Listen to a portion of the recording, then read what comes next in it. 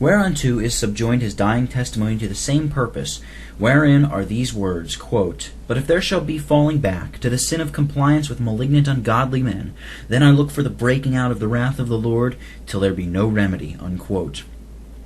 This was the warning of a worthy dying man. Notwithstanding, of course, and many other warnings and witnessings, a course of compliance was commenced by the public resolutioners and continued in to this day, wherein that faithful warning of a dying servant of Christ is verified. But before I leave this purpose, I must obviate an objection that some make use of for strengthening themselves in their incorporations and joining, at least in worship, with the corruptions of the time, and for condemning conscientious withdrawers, that the godly in those days did not separate from the men of these compliances and affections, as many do now. That is, the protesting party did not withdraw from the public resolutioners and associate with malignants. I answer first, many, and these the most godly and tender, did withdraw, even from their own ministers, and would have gone 40 or 50 miles to hear a faithful minister at that time. Yea, ministers themselves, in the case of intrusion of the unfaithful, would have supplied the paroch, as if the church had been vacant, and when they could not get access to the pulpit, they preached in the fields, on purpose to witness against, and professedly to withdraw the people from such an unfaithful intruder, as might be instanced particularly from time and place, if need were. But next, the church then, though broken by division and under the subjection of strangers, deprived of her general assemblies, yet was in a constitute case, enjoying the privilege, power, and order of synods and presbyteries, to whom the people offended with their ministers might address themselves, for an orderly redress and removal of these scandals in an ordinary way. And so they needed not assume to themselves that power to regulate their communion, that in a broken state, as now is, must be allowed to them. And besides, both the ministers at that time who were faithful, though they might have proceeded to censure and silence the corrupt party as they were obliged, yet not only found it difficult by reason of the injury of the times, but also thought it best to spare them and the people to bear them as burdens, until, as they were still in hopes, they should obtain a general assembly to take order with them. But now it is not so. And then the defection was but beginning, and the people did not know and could not expect it would go such a length, and therefore it could not fall upon the rigor of that duty which such disorders call for at first. But if they had seen where these beginnings would land them at length, I doubt not but they would have resisted those beginnings in such a way as would have precluded this imputation of novelty upon our necessitated withdrawings. Thirdly, we have in this period not only an illustrious testimony of the principle, but a continued and unintermitted putting into practice the duty of defensive arms in resisting the sovereign power, malversing and abusing authority to the destruction of the ends of it, which resistance was avowed, encouraged, and furthered by the General Assembly, both for the defense of themselves and for the help of their brethren in England. Take one expression in their solemn and seasonable warning to all ranks, February 12, 1645, Session 18, quote, Unless a man will blot out of their hearts the love of religion and cause of God, and cast off all care of their country, laws, liberties, etc., all being in visible danger of present ruin and destruction, they must now or never appear actively, each one stretching himself to, yea, beyond his power. It is not time to dally or go about the business by halves, nor be almost, but altogether zealous. Cursed is he that doeth the work of the Lord negligently. If we have been forward to assist our neighbor kingdoms, shall we neglect to defend our own? Or shall the enemies of God be more active against his cause than his people for it? God forbid, unquote.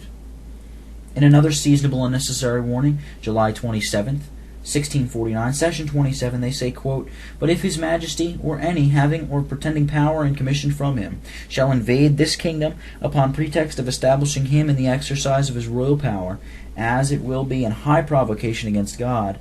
to be accessory or assisting thereto, so it will be a necessary duty to resist and oppose the same, unquote. These fathers could well distinguish between authority and the person abusing it, and were not so loyal as now their degenerate children are ambitious to show themselves, stupidly stooping to the shadow thereof, and yet will be called the only assertors of Presbyterian principles. But we find they put But we find they put it among the characters of malignants to confound the king's honor and authority with the abuse and pretense thereof, and with commissions, warrants, and letters procured from the king by the enemies of the cause and covenant, as if we could not oppose the latter without encroaching upon the former. But here an objection or two must be removed out of the way before we go forward. One is from the third article of the covenant, where there seems to be a great deal of loyalty, obliging to defend the king's majesty, his person and authority, in the preservation and defense of the true religion and liberties of the kingdoms. Quote, "That the world may bear witness with our consciences of our loyalty, that we have no thoughts or intentions to diminish his majesty's just power and greatness." Unquote. I answer, there is indeed a deal of loyalty there, and true loyalty, because lawfully limited, being qualified with and subordinate unto the preservation and defense of the true religion and liberties of the kingdom, as the makers of the covenant do expound it in the Assembly's declaration against the unlawful engagement, July 1648, session 21. Not that reverse loyalty, which makes duties to God conditional and limited, and duties to the king absolute and unlimited, as our loyalists do now. And I wish others were free of it, who have sworn oaths of unlimited allegiances to maintain the king in any power unto which his force aspires, and to justify this their loyalty, will bring in this article of the covenant with a distorted sense, reading it backward, that in the preservation and defense of religion must preserve and defend the king, unquote. As if religion obliged to defend him, do what he will. It were better such pretended covenanters denied the covenant than to be such a reproach to it in wresting its genuine sense. But I have adduced the sense of the best interpreters of it, the General Assembly. Next, when they entered under the bond of this covenant, they did it with a purpose to oppose all his invasions upon religion and the liberties of the people, and to vindicate these precious interests from his usurpings into a state of liberty. And shall we imagine that very oath of God did lay upon them, or us, an obligation to defend the person who is a destroyer of all these, contrary to the very nature of the oath, contrary to the scope of the covenanters, and contrary to their subsequent practice? But then it will be urged, why then was that clause cast into the covenant? I answer, we have not the same cause to keep it as they had some cause to put it in, with accommodation to the present professor of the sovereignty. The owning of it in our circumstances would be as great a reproach to us as the want of it was to them in theirs.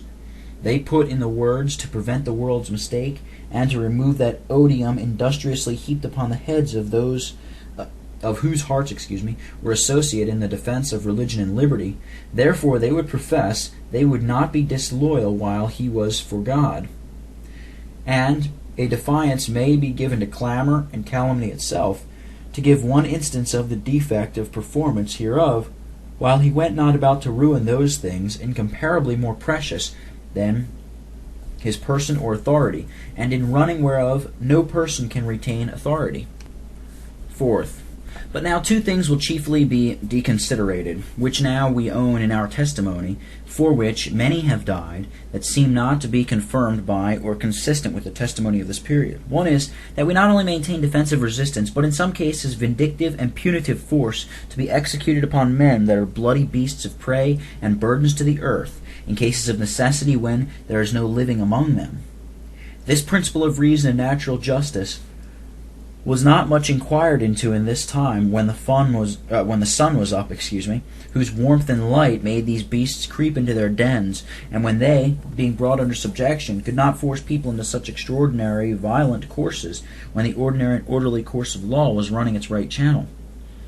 Yet from the ground of their ordinary procedure, military and civil, against such monsters, we may gather the lawfulness of an ordinary procedure in a pinch of necessity, conform to their grounds. I hope to make this evident when I come ex proposito to vindicate this head. But there is another thing that we own, which seems not to have been known in these days. That is, that when we are required to own the authority of the present dominator, we hold sinful to own it. Yet we find these reverend and renowned fathers owned King Charles I, and did not refuse the succession of King Charles II. I shall answer in order. First, as to King Charles I, there was a great difference betwixt him and his sons that succeeded. He never declared parliamentarily that neither promises, contracts, nor oaths should bind him, as the first of his perfidious sons did. It might have been then presumed, if he had engaged so far for promoving the work of God, he would have been a man of his word, for to say a king of his word is antiquate in a good sense, except that it means he is as absolute in his word as in his sword, and scorns to be a slave to it. Neither professed he himself a papist, as the second son hath done. Again, it must be granted that more weight have been comported with it in the beginning, when there were some hopes of redress, than after such process of time, whereby now we see and feel beyond all debate that the throne stands and is stated not only in opposition to, but upon the ruins of the rights and privileges both of religion and liberty. But was not the equivalent done by the Church anon 1648, when they refused to concur with that unlawful engagement for restoring the king, quote, till security be had by solemn oath under his hand and seal, that he shall for himself and successors give his assent to all acts and bills for enjoining presbyterial government, and never make opposition to it, nor endeavor any change thereof?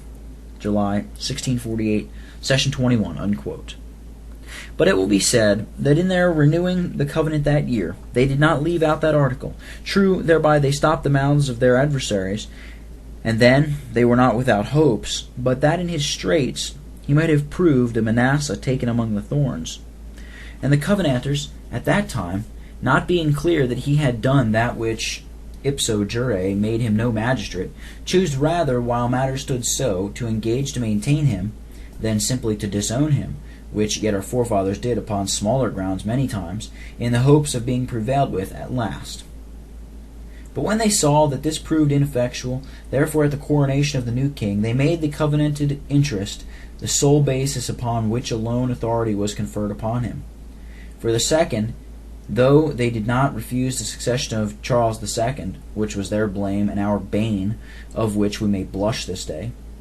yet we find many things in that transaction which justify our disowning of him, and condemn the owning of the present professor. Firstly, in that seasonable and necessary warning, July 27th, Session 27, quote, whereas many would have admitted his majesty to the exercise of his royal power upon any terms whatsoever, the Assembly declares first that a boundless and unlimited power is to be acknowledged in no king nor magistrate. Neither is our king to be admitted to the exercise of his power as long as he refuses to walk in the administration of the same according to this rule. Secondly, that there is a mutual stipulation and obligation between the king and the people, as both of them are tied to God, so each of them are tied to one another, for the performance of mutual and reciprocal duties. Accordingly, kings are to take the oath of coronation to abolish popery and maintain the Protestant religion. As long, therefore, as the king refuses to engage and oblige himself for the security of religion and safety of his people, it is consonant to Scripture and reason and the laws of the kingdom that he should be refused. Thirdly, in the league and covenant, the duty of defending and preserving the king is subordinate to the duty of preserving religion and liberty. And therefore, he, standing in opposition to the public desires of the people for their security, it were a manifest breach of covenant and a preferring the king's interest to the interest of Jesus Christ to bring him to the exercise of his power. Fourthly, that it was for restraint of arbitrary government and for their just defense against tyranny that the Lord's people did join in covenant, and have been at the expense of so much blood these years past. And if he should be admitted to the government before satisfaction, it were to put in his hand that arbitrary power, and so to abandon their former principles and betray the cause. Fifthly, that he, being admitted before satisfaction, would soon endeavor in overturning of the things which God hath wrought, and labor to draw public administrations concerning religion and liberty into that course and channel in which they did run under prelacy, and before the work of reformation.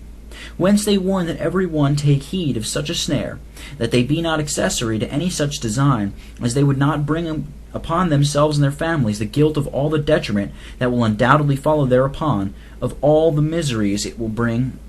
upon the kingdoms. And therefore whosoever attempt the same oppose themselves to the cause of God, and will at last dash against the rock of the Lord's power, which hath broken in pieces many high and lofty ones since the beginning of the work in the kingdoms. Unquote.